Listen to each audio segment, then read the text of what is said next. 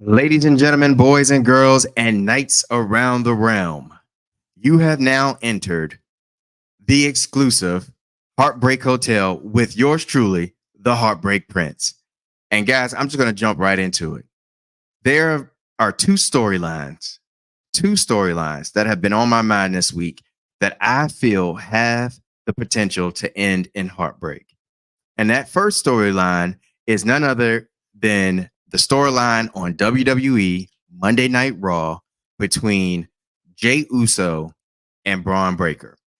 Now, Braun Breaker has been doing work since he's won the Intercontinental Championship. I mean, even leading up to winning the Intercontinental Championship, he has been just really, really like bringing like this attitude, bringing this aggression, bringing this this dominance to the Intercontinental Championship, and just making it feel like a championship that's saying, hey, this guy right here is next. He's the next big thing. And I have nothing but appreciation for that, because I mean, Braun Breaker has been doing this thing. If you've been watching and seeing, the backstage promos, the backstage interactions that he's had over the past few weeks with all the different challengers or people that are eyeing the Intercontinental Championship, it has just been, just a chef's kiss. Just the way he's been going about his business, and just how serious you feel like he takes the Intercontinental Championship, like how serious and important it is to him. Now, but what I want to focus on, and what I really want to talk about, is Jey Uso, because this is where I feel like this storyline here can end and has the potential to end in heartbreak. And I say that because, listen, guys, we've been watching Jey Uso now for 14 years, as he stated on Monday night in the ring in his promo with Braun Breaker. And we have seen him time and time again, him and Jimmy Uso, kind of reinvent themselves, as tag team titles or tag team champions, from, the Uso Penitentiary to Day One. And, so we know how talented, these guys are. And in particularly Jey Uso. What Jey Uso has done for the past, 6, 7, 8 months has just been, just a phenomenal, like, reinventing of himself as a singles, wrestler, because we haven't seen, Jimmy, his brother, much on television lately. I hope everything is going all right with Jimmy. Hopefully we see you, back on Monday Night Raw or television soon, Jimmy. So whatever's going on, I wish you the best of luck, and definitely hope to see you soon. But with Jey Uso, he has just been, he's just been on another level. I mean, he literally has, arenas yeeting from the windows to the wall. And it has just been, it's been an infectious, contagious energy with him. The way he comes out into the arenas, fans on both sides. He's got the Yeet shirt on. He's got the Yeet glasses on. He gets in the ring and everybody's just, Yeet, Yeet, Yeet. They've just given him the love, and that's one thing that the WWE talks about all the time, is how they listen to the fans, how they do what the fans want. They really pay attention, to what the fans are asking and what they are going for, the product that they want. And in this case right here, I feel like the product and what the fans want is to see Jey Uso finally win a singles title. he's had his opportunities, and they haven't panned out well for the World Heavyweight Championship. And now he's got this opportunity here for the Intercontinental Championship. And the reason why I feel like this has the potential to end in heartbreak is because of the fact that Braun Breaker, he's been on the roster for 6 months, and he's currently the Intercontinental Champion. And the work that he's been doing, it's kind of hard to see like them turn the page so quickly, considering that he just got the belt 6, 7, 8 weeks ago, in his match with Sami Zayn. And so to kind of see them flipping the page, this quickly, I don't know if Triple H and the upper echelon, are ready to kind of make this transition to move on, or to give Jey Uso this opportunity. And I think this is why I feel like this match really has the opportunity to just end in heartbreak, because we all as fans really want to see Jey Uso have this opportunity, because we want to see where Jey Uso can go. Like, where can he take this opportunity to have the Intercontinental Championship? Where can he take it? And not only that, can this be the opportunity for him to kind of show not only to the WWE fandom, but also to the upper echelon, to Triple H and the rest of the team, that hey, he is truly a singles competitor, and that not only is he a singles competitor, but he can be a WWE World Heavyweight Champion. And I think that the fans want to see that. They want to see Jey Uso have this opportunity. However, we have to kind of wait and see how this plays out. But that is something that has been on my mind, or a storyline that has been on my mind, where I'm going back and forth about it, guys. And I feel like this has a huge opportunity to kind of end in heartbreak, and not give us that fairy tale ending, that, as they would like to say, that we're kind of wanting from this. Because if we're being honest, Jey Uso really deserves this opportunity. Being 14 years in, the work that he's put in, the amount of times that he's kind of recreated himself, and just kind of just made built on this infectious and contagious energy that he has with this connection that he has with the WWE fandom. And I think it's time, and I hope they give him this opportunity. But the next storyline, guys, is one that I am just really, really just engaged in. And that is none other than NXT's North American Championship title storyline. I listen, Obafemi, the ruler,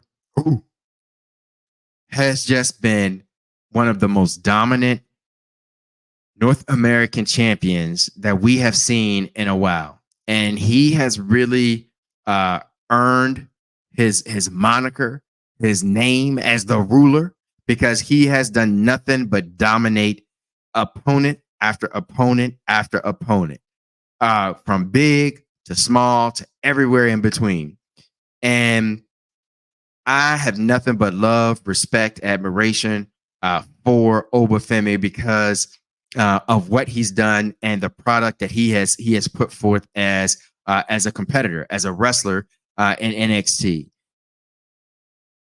But I'm torn, because then on the other side of that, we have the Dawn of NXT. And the story that kind of unfolded this past week on NXT, I thought was another just chef's kiss, because we have seen the Don, we've seen him be very dominant as well. But we've also seen the Don fail time and time again when it has come to opportunities to kind of be a singles champion, to bring home that championship. He had a match as for the WWE, for the NXT championship, and it didn't go well. Just about a month ago, or a couple of weeks ago, he had a match with Oba the Ruler Femi for the North American title, and it didn't go well. And so this week, to kind of see him break, to see this story unfolding where he's just mentally, it's just he's fighting himself because now he's questioning whether he has what it takes to kind of knock Obafemi off of this mountain as the ruler, as the North American champion. And I want to see him do this. Like, if I feel like if there's one wrestler in NXT that I feel can go toe to toe with Obafemi, beat Obafemi, and I don't like dislike or feel bad about the outcome, it is the Don of NXT. And I feel like this has the opportunity or the potential to end in heartbreak here, guys, because of the fact that Oba has been so dominant, and because Oba is so good, in the ring, on the mic, in vignettes. I mean, he is a jack of all trades. I have a hard time finding a weakness in Obafemi and Obafemi's work. And I also know, and I had this in mind, and it's going through my head that Shawn Michaels and the team down at NXT, they really like having certain wrestlers have these long title reigns and sometimes go undefeated. I think of people like Asuka. I think of Shayna Baszler. They had these just amazing title runs where they just did not lose. And I think they have the same thing going here with Oba. And that's where the doubt comes in for me. And that's where that feeling of this can end in heartbreak comes in for me. And so this storyline that they just started this past week with where the Don is questioning himself and questioning his leadership as the leader of the family. And just kind of having to have that pep talk and kind of trying to find himself, find that dog again within him, that leader within him. I like that story.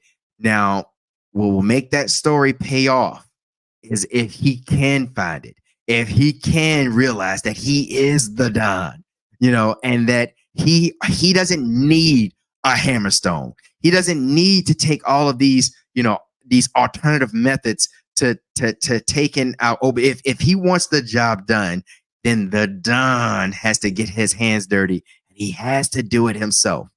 And I feel like this match here has a higher opportunity to pay out or to pay off in the Don winning the North American championship compared to what's going on with Jey Uso and Braun Breaker. I think that Don is closer because their match was closer, and we've seen them battle it out before, and we saw that the Don take Oba the distance, and even more so, Oba, you can tell he has a respect for the Don because he was watching the Don's match this week against Hammerstone, and so it means something to Oba as well, and that Oba has the Don's respect, and we've seen them collab before, and so I hope that for the Don's sake that it pays off and that he finally gets his victory here for the North American title. And then I'm excited to see if this does pay off for the Don. Where can he take the North American title? And not only where can he take the North American title, but does this put him in position to kind of like the IC belt, where it's like, hey, look, this is the next in line. This is the rising superstar or leader for NXT, the face, the rising face for NXT in the Don. And we don't know. We're gonna have to wait and see. But it makes me think about something that was unlikely for me that I thought ended up being in gold. And I'm going to share this real quick before we end. Does anybody remember DIY and the feud between Johnny Gargano and Tommaso Ciampa? And did anybody ever see Tommaso Ciampa being the NXT champion?